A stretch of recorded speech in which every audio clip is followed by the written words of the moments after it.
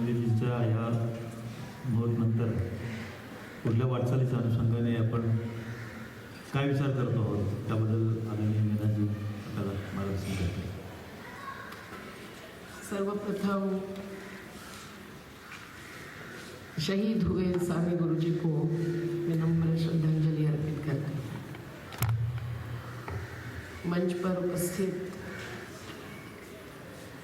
बहुत ही जुझारू, केवल चुनावी आंकड़ेबाजी नहीं, राजनीतिक रणनीति के ऊपर सोचने वाले योगेंद्र यादव जी, इस सत्र के अध्यक्षता में रहे सुभाष वारी जी, जो भी आज संविधान के एक प्रवक्ते बन गए हैं, और 500 से अधिक युवा साथी महाराष्ट्र में संविधान के मुद्दे पर लेकर कार्यरत है, जिनके संगठन और संस्थाओं के साथी भी यहाँ उपस्थित है, वो खुद भी, और कोंकण में विकास की अवधारणा से लेकर हर मुद्दे पर शिक्षा तक कार्यरत राजन इंदुलकर जी और आप सभी साथीगण, आप सब लोगों को एक जोरदार जिंदाबाद.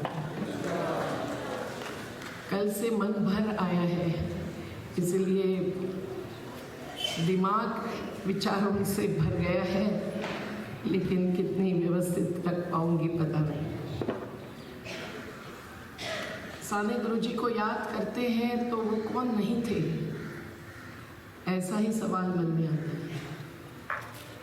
वो एक जन शिक्षक थे, वो एक जेल लेखक थे, क्योंकि अधिकतर 5-6 साल जो भी सजा भुगती अलग अलग जेलों में, उसी में उन्होंने लेखन किया. वो एक शिक्षक पालक थे,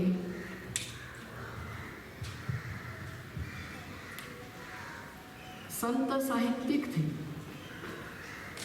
भावना और विवेक के समन्वयक थे, लेकिन जन रक्षक भी थे. और इसीलिए साने गुरुजी का पूरा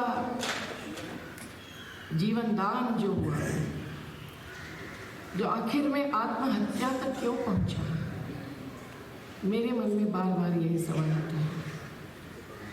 खुद को भी अपने इर्द गिर्द की परिस्थिति देखकर ऐसे मन में कई बार बात आती है, लेकिन साने गुरुजी को वो जो परिस्थिति दिख रही थी आज़ादी के बाद भी, गांधी जी की हत्या होने के बाद 21 दिन का उपवास करने, इतना दर्द उनके मन में था. पंढरपुर में मंदिर चोखा मेला को ही नहीं, जन जन को खोलने के लिए, जात पात को तोड़ने के लिए जो उन्होंने उपवास किया.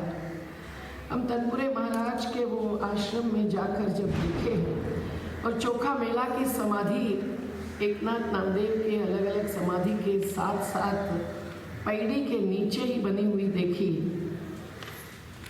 तो समझ में आया कि क्यों साने गुरुजी को उपवास करना पड़ा.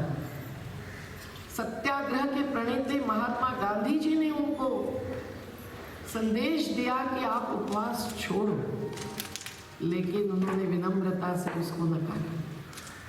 एक सत्य के सही आग्रही होना, सत्याग्रह के नए नए रूप अपनाना, और वो भी खुद के लिए नहीं, इर्द गिर्द में पड़े हुए वंचितों के लिए, पीड़ितों के लिए, और उन सबको शोषित करने वालों के विरोध में खड़े रहना, ये साने गुरुजी की ताकत थी. देखे तो रमाकांत धनोकर जी ने जो चेहरा हमारे सामने लाए हैं, वो कितना करुणामय दिखता है, लेकिन उनकी वो करुणा, वो प्रेम, और उस प्रेम से उभरा हुआ सहयोग ही नहीं, समर्थन ही नहीं, तो समर्पण, ये पूरा उनका जीवन प्रणाली का कार्य प्रणाली के साथ जोड़कर स्पष्ट साबित हुआ विचार और आचार था.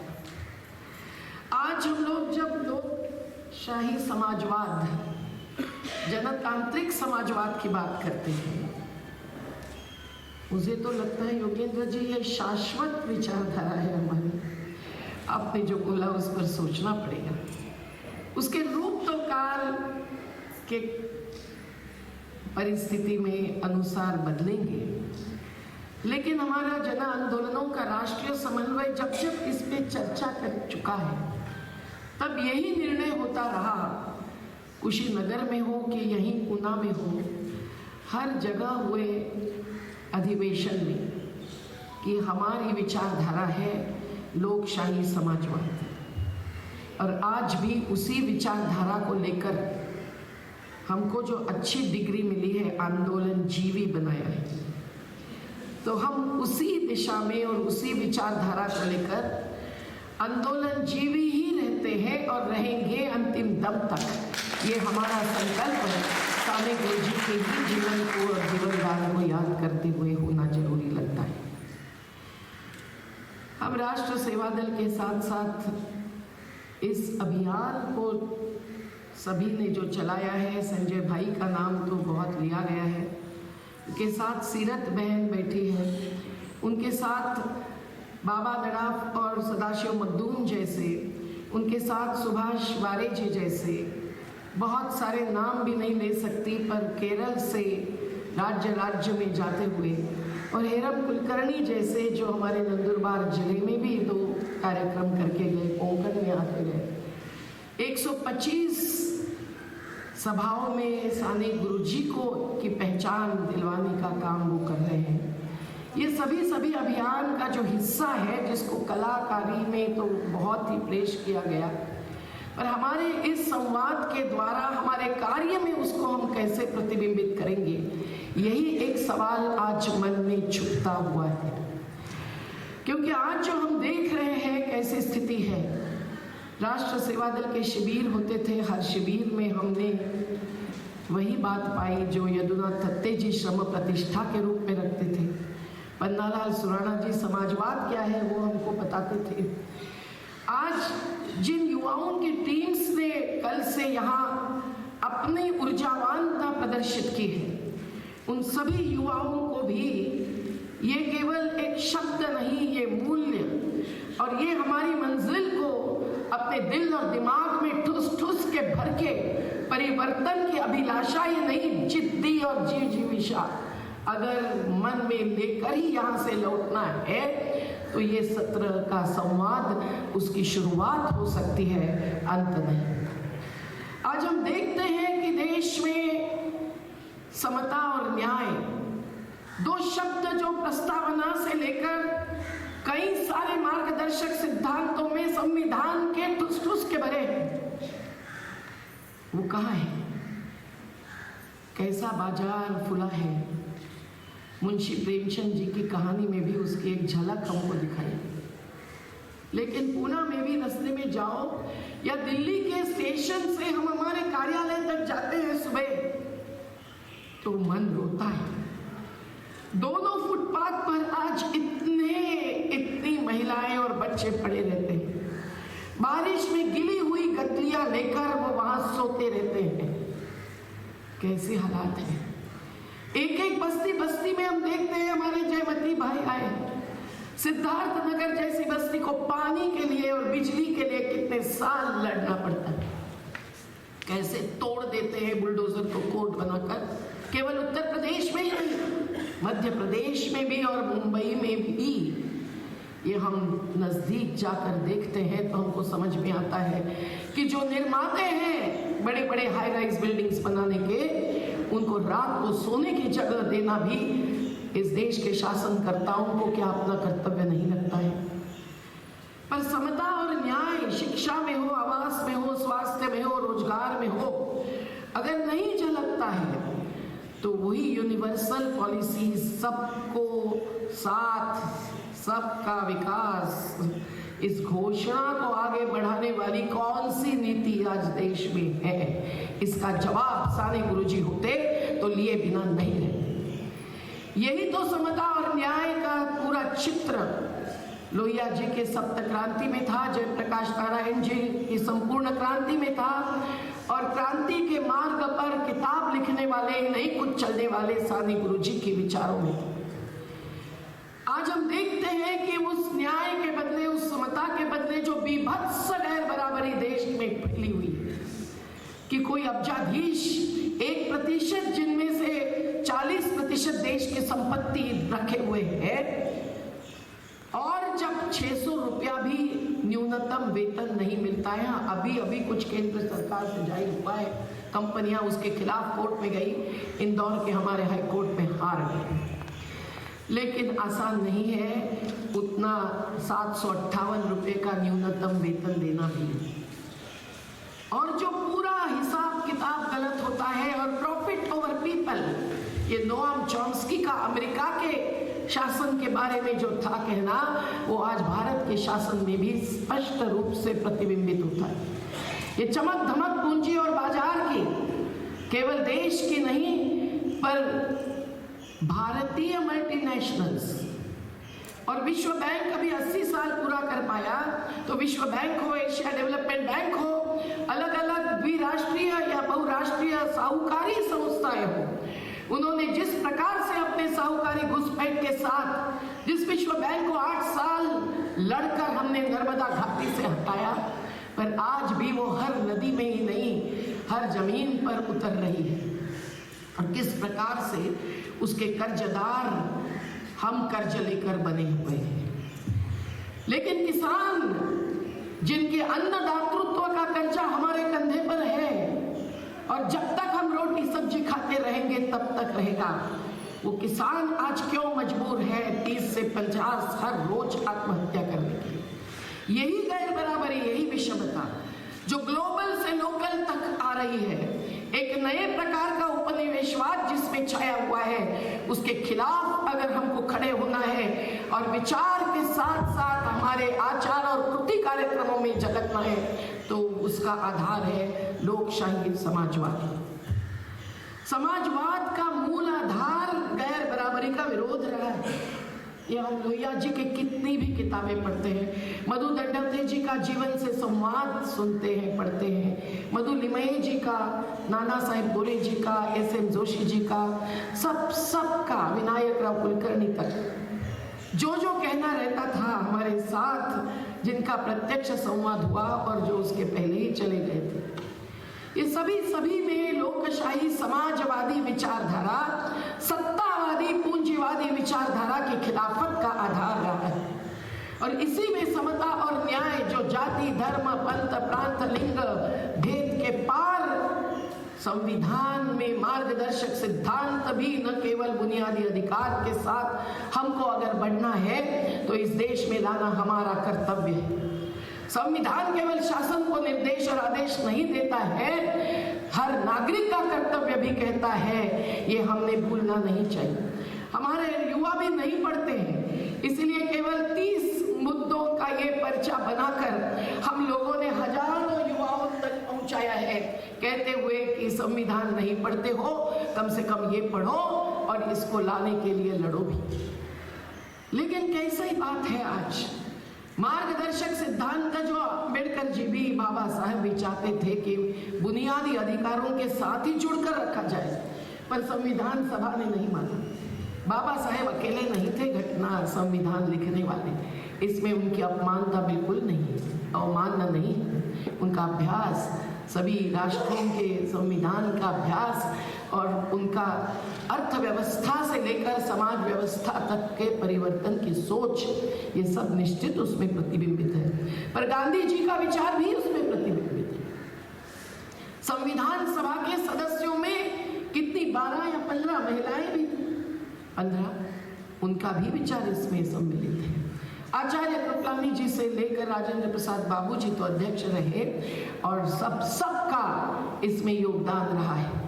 और ऐसे लोगों ने जो आजादी के लिए ये संविधान लाया, आंदोलन के बाद कैसे चलेंगे ये बताया, उस संविधान को कुचलना आज हो रहा है, कहीं बुलडोजर से तो कहीं पूंजी और बाजार से। तो हम लोकशाही समाजवादी परिवार के इतने सारे साथी इस अभियान के तहत एकत्र आए हैं, तो हम लोगों को बहुत ताकत महसूस होती है। हम लोगों को लगता है कि केवल जयंती और पुण्यतिथि के दिन एकत्रित नहीं आना चाहिए, वो मृणाताई गोरे जी की हो या मधु दंडवते जी की हो या साने गुरु जी की हो, हम लोगों को एकत्रित आना चाहिए हर अन्याय और अत्याचार के खिलाफ। जो अन्याय और अत्याचार आज चोटी पर पहुंचा है, हम अगर नहीं उतर आए रास्ते पर तो हम बस मनाते रहेंगे एक न एक कार्यक्रम, पर हम मनाएंगे नहीं इस देश के मतदाता नागरिकों को भी कि उनको क्या भूमिका लेनी चाहिए और क्या भूमिका निभानी चाहिए इसके बारे में। और इसीलिए साने गुरुजी पंढरपुर में बैठे, तब भी उसके पहले महाराष्ट्र पर घूम के बैठे। गांधी जी दक्षिण अफ्रीका से आए तो गोपाल कृष्ण गोखले जी के आदेश के निर्देश के अनुसार पूरे देश घूम कर बैठे। क्या हम लोगों को नहीं जाना चाहिए कोने कोने में, गांव गली में? आप सब लोग अगर इतनी जन संसद के सांसद, मैं कहती हूं आपको, आप अगर पहुंचेंगे तो दलीय राजनीति में कोई मशीन का खेल हो, कोई मैकेनिज्म का खेल हो, आपका वो लोकशाही समाजवादी मैकेनिज्म जिसका जिक्र भी योगेंद्र यादव जी ने किया, वो निश्चित रूप से परिवर्तन की मना तो न जाणारी वाट आपण म्हणतो तसे एक निकालने के लिए कामयाब हुए बिना नहीं रहेगा, ये हमारा विश्वास है। आज उसकी बेहद जरूरी है। और इसीलिए हम गांधीवादी हैं कि मार्क्सवादी हैं, हम लोहियावादी हैं कि साने गुरुजीवादी हैं, ये एक व्यक्ति को लेकर जो हम प्रेरणा लेते हैं सभी शहीदों से। मैं अभी अयोध्या से आई हूँ, फैजाबाद में अशफाक उल्लाह की समाधि पर जाकर अयोध्या की स्थिति आपको बतानी पड़ी। उसे कईयों ने कहा मत बोलना अयोध्या के बारे में, तुम्हारा नाम होगा 40 संगठनों में। मैंने कहा अरे जेल है कितनी लंबी चौड़ी, देख लिया है, देखेंगे। लेकिन जो शहीद हुए हैं, बिरसा मुंडा भी, टंट्या मामा भी, इन सब का उस समय का योगदान आज भी हमको प्रेरणा क्यों देता है? साने गुरुजी ने जो विद्यार्थियों के लिए शिक्षा का कार्य किया, वो एक एक युवा का, बच्चे का भी व्यक्तिमत्व और जीवन बनाने का काम किया। बिघडवणं असं गाण्यामध्ये आम्ही म्हणत होतो, म्हणजे आम्ही बिघडलो, म्हणजे बिघडलो का नाही, एक गठित करना जीवन, ये कैसे हो सकता है? हमारी जीवन शाला में हम जो भी कोशिश करते हैं, कम पढ़ते हैं ऐसा लगता है, तो साने गुरुजी का एक किताब, वो सुधाताई बोड़ा के पत्रे हो या शाम के पत्रे हो, उनके अपने पोते को या भतीजे को लिखी हुई, चैत्रा रेडकर जी जैसे ने जो आज बात रखी वो उनके किताब में प्रतिबिंबित हो, हर उनका अनुभव जो उन्होंने जी रहकर भी लिखा, और लेखन से जो भी कमाया खुद के लिए नहीं, विद्यार्थियों को ही योगदान देने के लिए, वो आज भी जरूरी है। आज शिक्षा के नाम पर जो निजीकरण है, जो वैश्वीकरण है, वो किसी का विश्व गुरु बना सकता है, लेकिन हमारे बच्चों को इस देश के सच्चे समतावादी, समाजवादी, मतदाता नागरिक बनाना है, तो हम लोगों को शिक्षा के बीच में निजीकरण, कंट्राटीकरण, ये सबको हटाने के लिए संघर्ष करे बिना नहीं चलेगा। हम देखते हैं कि किस प्रकार से रोजगार खत्म हुआ है, आज चोटी पर गया है रोजगार। उसके आंकड़ेवारी में जो भ्रष्टता है वो छोड़ दीजिए, पर नाके पर ठाणा में हो या दिल्ली में हो, जो कामगार खड़े हैं, जिसमें महिलाएं भी आती हैं, हाँ बच्चों को अभी हर साथ लेकर चलना चालू किया है, पर जीवन उनका और बर्बादी हुआ है, उनका बोझ बढ़ गया है, कम नहीं हुआ है। आज इस रोजगार को लेकर गांधी जी का विचार, जो संघर्ष के साथ निर्माण का संदेश देने वाला था, जिसको साने गुरुजी भी मानते थे, गांधी जी को लोहिया जी भी मानते थे, और राष्ट्रपिता की पदवी सुभाष चंद्र बोस ने दी थी। तो गांधी विरुद्ध भगत सिंह, गांधी विरुद्ध अंबेडकर, गांधी विरुद्ध कोई, ये कहने की बिल्कुल जरूरत नहीं है। हम लोगों को साने गुरुजी की समन्वय की जो प्रेरणा थी, उस प्रेरणा को लेकर इन सब की विचारधारा को एकत्रित लाना और एक समन्वय बनाना।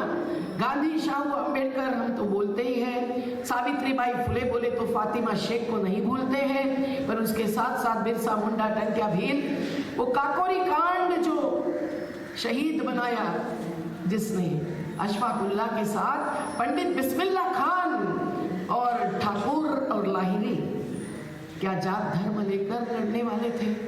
ये सभी ने क्या क्या किया था ब्रिटिशों के सामने, ये आज भी याद करना जरूरी है। वो सत्याग्रह के अलग अलग रूप हैं। हाँ, हम हिंसा नहीं मानते, चौरी चौरा के बाद कुछ युवा नाराज हो गए थे कि हम अहिंसा और ऐसा काय म्हणतो आपण त्याला मुळमुळीत ऐसा मार्ग नहीं अपनाएंगे, हम तो खजाना लूटेंगे, हम अस्त्र नहीं शस्त्र ले लेंगे। पर गांधी जी ने जो अस्त्र के साथ लड़ाई की, साने गुरुजी ने भी वही मार्ग स्वीकारा है सत्य और अहिंसा का, जिसको हम नहीं भूल सकते। दे दी तूने आजादी बिना सन, खड़ग बिना धार, साबरमती के संत तूने कर दिया कमाल। इसी प्रकार से साने गुरुजी की प्रेरणा और उनके सत्याग्रही एक रूप याद करेंगे तो हम भी नए नए मार्ग अपनाएंगे, ढूंढेंगे, और वही मंजिल है आज भी। संविधान जब कुचला जा रहा है, जब संविधान के मार्गदर्शक सिद्धांतों में मुट्ठी भरों के हाथ में देश की संपत्ति केंद्रित नहीं हो, ये अनुच्छेद 39 में लिखा होता हुए भी 1600 करोड़ रुपया गौतम अदानी कमाते हैं, 1000 करोड़ रुपया अंबानी कमाते हैं, तो व्हाट्सएप यूनिवर्सिटी बच्चों को किसी के बच्चे की शादी चमकते हुए दिखाते हैं जिसमें कई सारे लोग पहुंचते हैं। हम क्या कहेंगे? अंबेडकरवादी कहने वाले जब हल्ला करते हैं योगेंद्र जी जैसे पर, तो हम लोगों को सोचना पड़ता है कि हम लोग आज गैर बराबरी की खिलाफत भी सत्य और अहिंसा के मार्ग पर चढ़कर कैसे हासिल करेंगे हमारी मंजिल। और इसके लिए बहुत सारी सोच हमारे सामने है। लोकशाही समाजवाद हम लोगों को सिखाता है कि कर प्रणाली, टैक्स प्रणाली बदलो भाई। 1% लोगों पर जो सबसे धनिक है उन पर अगर केवल 2% पे टैक्स लगाएंगे तो हर साल सरकार के खजाने में आएगा 10 लाख करोड़। वारसाई का टैक्स अगर बढ़ाएंगे एक ही बार जो लगता है 50% तक भी, तो और लाखों करोड़ रुपए आएगा। पर जब स्वराज अभियान पेश करता है सुप्रीम कोर्ट में एक याचिका, तो केंद्र की आज की ही सरकार तीसरी बार आए या 10 बार आए, वो देती है अपना शपथ पत्र, और शपथ पर कहती है कि हमारे पास पैसा नहीं है किसानों को घाटे के सौदे से बाहर निकालने के लिए स्वामीनाथन आयोग के आधार पर पैसा हर उपज का सही दाम देने के लिए। कल देश भर कार्यक्रम हो रहा है, 750 किसान शहीद हुए, संयुक्त किसान मोर्चा का संघर्ष आज भी जारी है। हाँ, कहीं दल्लेवाल जी बैठे उपवास पर तो हमारा भी दिल दहला जाता है, लेकिन संवादशीलता नहीं है, संवेदना नहीं है। और नई जो पॉलिसी अभी कुछ दिन पहले लाई है, वो फिर से वो वापस किए हुए 3 कानूनों के सभी मुद्दों को अब नीति में ला रही है। लोकशाही जनतंत्र जब हम कहते हैं और उसके 4 स्तंभ जब हम गिनते रहते हैं, क्या हर स्तंभ को दीमक लगी है? जिस स्तंभ को हम लोकशाही के मोर्चे मानते हैं, कानून निर्माण के और कानून संविधान के आधार पर बनना चाहिए। ये संविधान का आदेश निर्देश है जिस पर हाथ रखकर शपथ लेकर 5 साल के लिए 5 महीने कम गायब होते हैं और फिर आ जाते हैं। तो हम लोगों को ये सोचना जरूरी है कि आज कानून कैसे बन रहे हैं और कानून कैसे बदल रहे हैं। 147 सांसदों को लोकसभा से बाहर निकालकर जब कानून बदलते हैं, पैंडेमिक कहते हुए जब ठप करते हैं जीवन को, 2000 किलोमीटर चलने के लिए स्थलांतरित मजदूरों को मजबूर करते हैं। हमारे पूना के सभी साथी, सुजय भाइयों, सुनीति बहनों, सभी युवराज भाइयों, हम सब लोग जब स्टेशन पर रात 10-11 बजे तक उनको बिठाते थे, उपवास करते थे मध्य प्रदेश की सीमा पर, तो हम लोगों ने देखा है कि क्या चित्र है जो केवल स्क्रीन पर, टीवी पर देखकर नहीं चलेगा। हम क्या कर सकते हैं इस स्थलांतर को रोकने के लिए? कैसे हम किसान की खेती जो सबसे बड़ा रोजगार का आधार है, उसको सही दाम मिलना चाहिए, सही स्थान सम्मान मिलना चाहिए। वो हमारे अन्नदाता है, तो हमको समझना चाहिए कौन बनाता हिंदुस्तान, अरे कौन खिलाता हिंदुस्तान, और फिर उनको ही ऐसा भुगतना पड़ता है। साथियों, जो भी लोकशाही को मानते हैं उन्होंने आज नजर रखना जरूरी है, कानून कौन से ला रहे हैं, कौन से बदल रहे हैं। 29 कानून श्रमिकों के 44 में से अगर खत्म होने जा रहे हैं, खत्म हो चुके हैं, पर कागज पर है, अभी अमल में नहीं लाए हैं वो 4 कोड्स, जिससे हमारे श्रमिक जनता संघ के जगदीश भाई साथी यहाँ बैठे हैं। हमको ट्रिब्यूनल में खड़े होकर आज लड़ना पड़ रहा है कुमार मंगलम बिर्ला के संग। टाटा बिर्ला साठा कुठाय हो, आमचा वाटा कुठाय हो, असं म्हणता म्हणता आता ए पासूनच सुरुवात करायला पाहिजे, ए ए ए ए ए जेड तक। पर इन सभी कॉर्पोरेट्स का कॉर्पोरेटाइजेशन, कंपनीकरण आज जिस प्रकार से घुसपैठ कर रहा है हर क्षेत्र में, और कृषि जैसा रोजगार मूलक क्षेत्र भी जब बर्बाद कर रहा है, तो क्या कहे, हम कैसे नहीं लड़ेंगे किसानों के साथ। सुभाष वारे जी जैसे राष्ट्र सेवा दल के द्वारा भी जिन किसान और मजदूरों की लड़ाई साने गुरुजी ने भी लड़ी, उनके साथ खड़े रहने के लिए राष्ट्र सेवा दल के भी युवाओं को प्रेरणा देते रहे। आज भी जरूरी है कि हम आज भी किसान और सभी श्रमिकों की एकता करके समन्वय के साथ एक बड़ी ताकत लगेगी। ये जनशक्ति लोकशाही समाजवादी जनशक्ति होगी, इसमें कोई दिक्कत नहीं है खड़े करने में।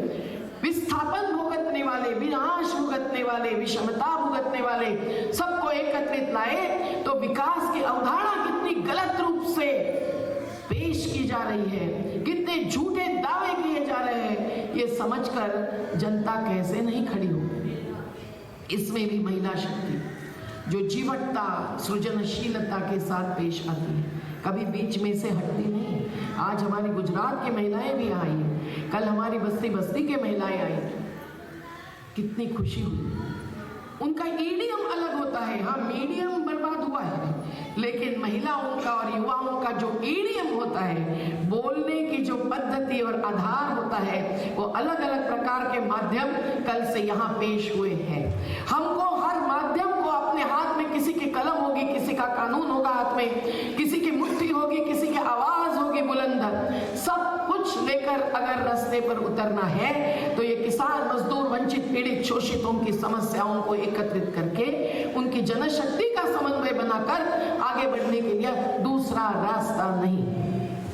मैं देख रही हूँ कि चुनाव होता है और फिर अपेक्षा नहीं पूरी होती है तो बहुत सारे लोग कहना चालू करते हैं कि जन आंदोलन ही एक रास्ता है। हम तो मानते ही हैं कि जन आंदोलन की क्या है बात, संघर्ष निर्माण साथ साथ। आज जरूरी है कि हम लोग इस सब जगह पर, इस सब रास्ते पर चलते हुए जो देख रहे हैं किस प्रकार से बटेंगे बटेंगे बटेंगे और बांटेंगे और काटेंगे, ये एक मैसेज गली गली तक पहुंचा है। उसके बारे में तो बहुत सुंदर कलाकृतियों के द्वारा पेश किया है युवाओं ने अपना विचार जो इंसानियत का है। कल रैली में चलते चलते खरा तो एक कच्ची धर्म जगाला प्रेम हर पावे या घोषणा देताना सुद्धा इतकं मन भरून येत होतं। आणि आमच्या या आवळा पटवर्धन विद्यालयातल्या बाबासाहेब आव्हाडांच्या कष्टकरी विद्यालयातल्या मुला मुलींनी सुद्धा तो आवाज उठवला होता। आज ये आवाज उठाना बेहद ज़रूरी है, क्योंकि जाति जाति और जाति जो जाति नहीं वो जाति, ये बाबा अड़ाव जी के ही मुँह से मैंने कभी सुना था, बिल्कुल वही है। और आज हम लोहिया जी के कास्ट पर, जाति पर लिखे हुए किताब को कल ऑनलाइन मीटिंग में याद करते थे, उसमें बात चलती थी, केरल के लोगों ने आयोजन किया था, उसको 60 साल पूरे हुए, पर आज भी जाति निर्मूलन नहीं हुआ है। और आज भी हम देख रहे हैं कि आरक्षण आरक्षण आरक्षण की ही बात उठानी पड़ रही है एक एक जाति के लोगों। ये क्यों हो रहा है, इस पर भी सोचना चाहिए। क्योंकि अगर आदिवासी विरुद्ध धनगर, ओबीसी विरुद्ध मराठा, दलितों के एससी के बीच में के भी मांग विरुद्ध चमार, इस प्रकार के अगर टुकड़े टुकड़े गैंग वो बनाएंगे और हमको कहेंगे आप टुकड़े टुकड़े गैंग है, तो कैसे चलेगा देश लोकशाही समाजवाद के पथ पर। इसलिए आरक्षण से जाति निर्मूलन नहीं होगा। और जब तक यूनिवर्सल पॉलिसी सबको सही में साथ देने वाली, लेने वाली नहीं, मदद के लिए, वोट के लिए, नोट लेकर वोट लेने वाली नहीं, तो सबको साथ समता और न्याय के आधार पर, सद्भाव के आधार पर, धर्मनिरपेक्षता के आधार पर चलाने वाली, बंधुता और भगिनीत्व दिखाने वाली अगर हमको यात्रा करनी है तो हमको जरूरी है हर प्रकार का भेदभाव का विरोध करें। मणिपुर में प्रधानमंत्री गए हैं कि नहीं गए हैं छोड़ दो भाई, हमारे में से भी कई नहीं जा पाए हैं, मैं भी शर्मिंदा हूँ, समय ही नहीं मिलता है। पर जरूरी है जहां भी हिंसा होती है, मध्य प्रदेश में हम पहुंचते हैं और हम देखते हैं कि क्या चल रहा है। तो हमने क्या देखा, कश्मीर फाइल्स फिल्म 15 दिन तक पार्टी के ऑफिस में दिखाते रहे, हाँ बस दिखाते रहे, और बस उन्होंने सबको भ्रमित कर दिया, प्रेरित कर दिया। हम कैसे प्रेरणा लेते हैं, किससे लेते हैं, और वो कैसी प्रेरणा देते हैं। और फिर राम नवमी की यात्रा रघुवंशी समाज शांति से ले जाता है राम मंदिर तक, लेकिन पार्टी की यात्रा दूसरी प्रकार से जाती है, हरेपन को नीचे उतारती है। तो तिरंगा क्यों फहराते हो भाई? हरा रंग जिसमें खेती का है, जल जंगल जमीन का है, और भगवा रंग भी त्याग का है, और सफेद रंग शांति का है। अंबानी से कपड़ा लेकर गांधी सेवा संस्थानों में खादी का कपड़ा बनता था झंडे के लिए, उसको भी खत्म नहीं कर रहे हैं। वाराणसी में 100 दिन का उपवास अभी खत्म हुआ, हम एक एक दिन पे उपवास पे बैठे थे, पर गांधी विद्या संस्थान को बर्बाद कर दिया झूठे आधार पर, उनकी खुद की जमीन सर्व सेवा संघ के होते हुए। लेकिन जब हम फोन करते हैं, पूछते हैं बोर्ड के अधिकारी को, तो बोलते हैं दीदी हमारे हाथ में कुछ नहीं है, ये तो किसी और की बात है। तो कौन कर रहा है ये विभाजन? कौन इस पर अपनी राजनीति चला रहा है? और अपनी अर्थनीति में भी लाभ लेने के और देने के लिए पूरे रूप से भिड़े हुए हैं। केवल इलेक्टोरल बॉन्ड्स नहीं है, बॉन्डेज है इनका, उद्योगपति, पूंजीपति और राजनेताओं का, जो आज देश को बर्बाद कर रहा है। आज इसलिए 5 किलो अनाज लेकर भूख मिटाना हमारी विधवा अकेली एकल महिलाओं को संभव नहीं है। न तेल है न दाल है, वारे सरकार तेरा खेल, सस्ती दारू महंगा तेल, ये हमारा नारा महिलाएं गूंजती। पर आज जबकि शराब बंदी भी अनुच्छेद 47 में है संविधान में, उसकी कोई परवाह किसी को नहीं है। महाराष्ट्र में 200 दुकानें महिलाओं को चलाने दी है शराब की। क्या बताएं, कैसे लड़ेंगे हम हिंसा के खिलाफ? कभी आदिवासी विरुद्ध आदिवासी की हिंसा होती है तो वो भी वहां की खनिज संपदा पर जो MOUs बन गए हैं मणिपुर के, उनको कुकीज नहीं देती है तो एक नया रास्ता निकालकर हिंसा करवाते हैं। और शराब के कारण तो खुद पर भी हिंसा, खुद के भी लाखों की मौतें, न केवल कोरोना से बल्कि शराब जैसे नशा के वायरस से, हर प्रकार की नशा आज फैलाकर सबको नशा बंद करना, हम लोग नशा मुक्त भारत आंदोलन के पाइक होना, ये भी बेहद जरूरी है या नहीं? है या नहीं? एक एक मुद्दा ले लो और भाई एक बस्ती चुनो, एक गांव चुनो, पर साथ चलो। और जहां लोग लड़ रहे हैं, महिलाएं हो, युवा हो, विस्थापित हो, आदिवासी हो, दलित हो, किसान हो, मजदूर हो, उनकी साथ तो दे दो। कई धरने पर बैठे तो वहां पहुंच के बैठो। कई लोग इधर है जो ये कर ही रहे हैं, पर अलग अलग प्रकार के अपने माध्यम इनके हाथ में है।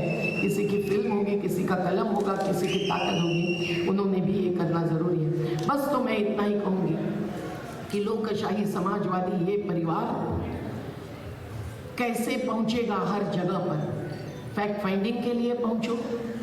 सीरत बहन जैसे कितने सारे युवा साथी पहुंच सकते हैं वही कहीं, और पहुंचते भी हैं। हम हाथरस में पहुंचते हैं, खैरलांजी पर रिपोर्ट बनाते हैं, कोसी नदी पर बनाते हैं, नर्मदा पर बार बार बात उठाते हैं कि पानी पीने लायक नहीं है। तो 80% महाराष्ट्र के परिक्रमावासी कुछ समझे तो सही, हम लोगों को आवाज उठाए बिना, और उसके कारण हम अर्बन नक्सल कहे जाएंगे, जेल भेजे जाएंगे, तो उसकी तैयारी करके जेल में हम भी लेखक बन जाएंगे, ये संकल्प करे बिना छुटका नहीं हो सकती।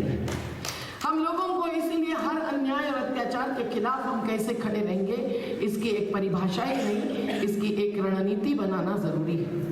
हमको जरूरी है कि कानून और नीति जब बदलती है, पर्यावरणीय हो, श्रम कानून हो, किसानी कानून हो, तो उसके ऊपर तत्काल आवाज उठाओ।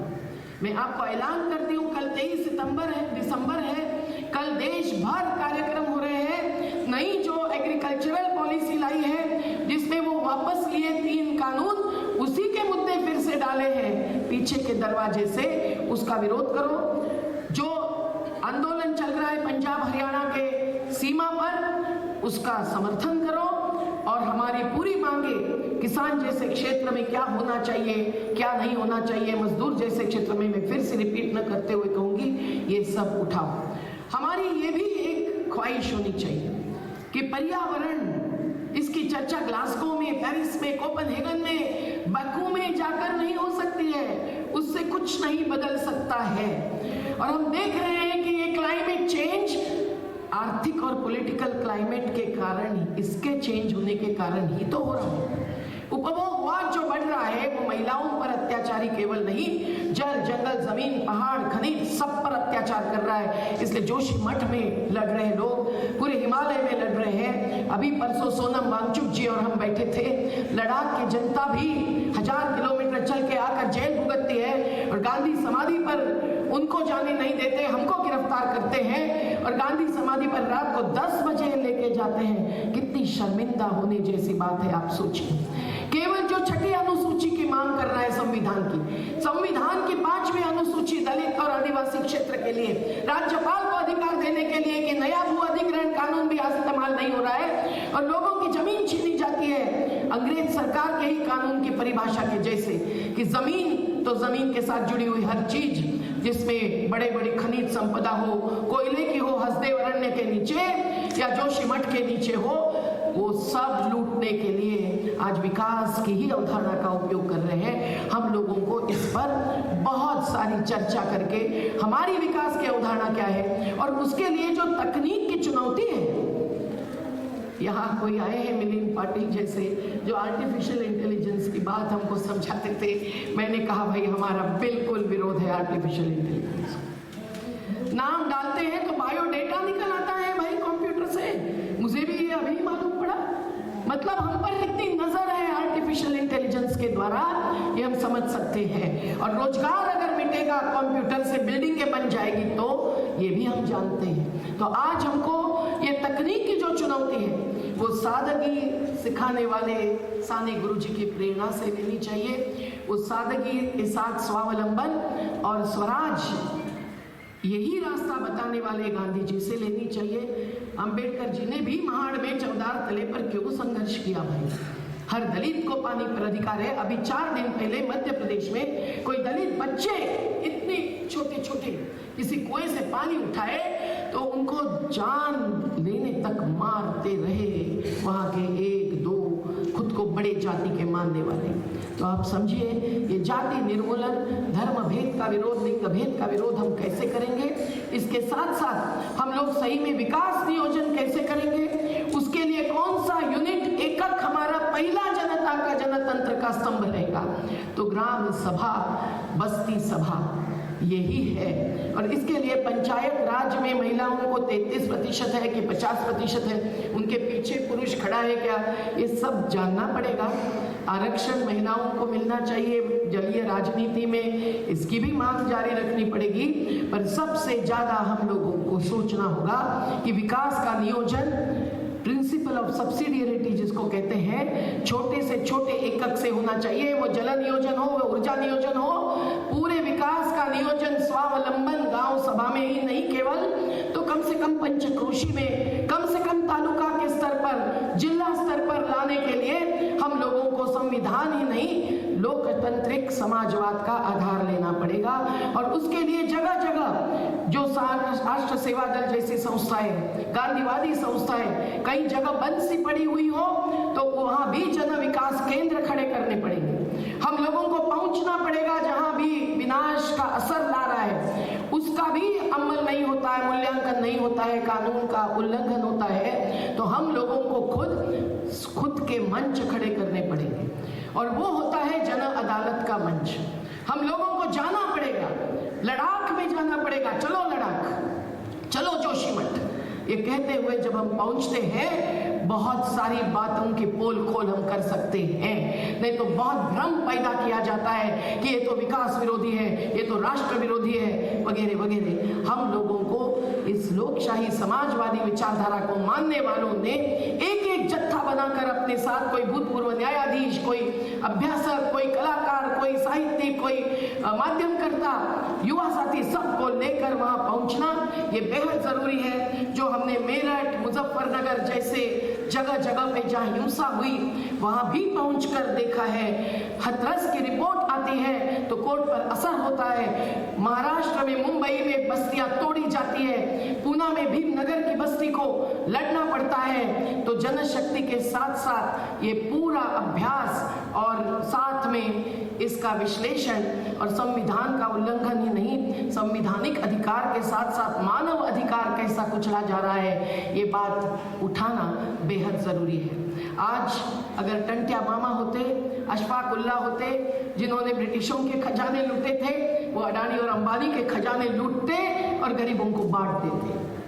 आज हम लोग लूट फुट नहीं करेंगे, लेकिन हम इनको छूट नहीं देंगे लूट की। ये भी हमारा संकल्प होना बेहद जरूरी है। मैं बस इसके साथ एक ही कहूँगी, इसके साथ जुड़ी बात है उपभोगवाद की। बाजार फुल्ला असं कवितेत म्हणते मी। तर ऐसे बाजार और उपभोगवाद जुड़ी हुई बातें हमारी लाइफस्टाइल में भी बहुत बदलाव ला रही है। हम सब कंटिन्यूम पर है, हम सब कभी कभी शर्मिंदा होते हैं, हमको भी ऐसी कुछ चीज़ों का उपयोग करना पड़ता है, लेकिन कम से कम हम लोग कैसे समता, सादगी, स्वावलंबन का अपनी ज़िंदगी में उतारने की कोशिश करेंगे, ये तो हमको सोचना चाहिए। आज सानी गुरु जी की प्रेरणा से हम लोग यही सोचेंगे तो मुझे याद आता है गीत जिसकी 2 लाइनें ही सुनाती हूँ, जो जावेद अख्तर जी का गीत है। वैसे तो मजदूरों के बारे में सोचेंगे तो रामधारी सिंह दिनकर जी ने भी प्रेरणा दी है मजदूरों को कि मैं मजदूर, मुझे देवों की बस्ती से क्या, अगणित बार धरा पर मैंने स्वर्ग बनाए। पर मैं अयोध्या जाके आई, अयोध्या में हजारों घर तोड़े गए। मंदिर तक पहुंचना है तो 10 जगह पुलिसों का सामना करते हुए ही पहुंचना पड़ता है। गाड़ी तो कोई जाने नहीं देती, लेकिन जिनके घर तोड़े हैं वह माझी समाज का एक लड़का जो आज अपनी बेटी को पढ़ा नहीं सकता है, आधा टूटा हुआ घर लेकर जो बचा है उसमें रहने के लिए मजबूर है। ऐसे ऐसी दुकानें तोड़ी गई है वो चौड़ा रास्ता करने के लिए, जो भी टूट फूट भुगता है। लेकिन ऐसी दुकानें तोड़ी गई तो 1 लाख रुपया देकर नई दुकान के लिए 20 लाख रुपया देने पड़ेंगे। ऐसा करके उनसे एक इंस्टॉलमेंट से पैसा ले रहे हैं। ऐसे व्यक्ति मिले हमको जो महाराज हैं, नाम ही परमेश्वर बताए, वही खुले में रहते हैं। बोले दीदी हर मंदिर अब होटल बन गया है, पैसा लिए बिना नहीं चल सकता है किसी का वहां रहना। आप अयोध्या में जरूर जाइए और दर्शन लेना है तो केवल राम का मत लीजिए। मेरी अयोध्या पर कविता है लोक सत्ता में, जहाँ बिल्कुल विरोधी विचारधारा के आलेख इस बार दिवाली अंक में ज़्यादा आए हैं, तो क्या बोले। लेकिन ज़रूरी है ये जावेद अख्तर जी का ऐलान सुनना। एक हमारी एक है उनकी, मुल्क में है आवाज़ें दो, अब तुम पर है कौन सी तुम आवाज़ सुनो, तुम क्या मानो। एक हमारी, वो कहते हैं भूले बिसरे मंदिर मस्जिद याद करो, हम कहते हैं बेघर बेघर इंसा को आबाद करो, हम कहते हैं बेघर इंसा को आबाद करो। लोकशाही समाजवाद जिंदाबाद, समाजवादी साथी गाती है आवाजात, ध्येयाचे गीत घुमवून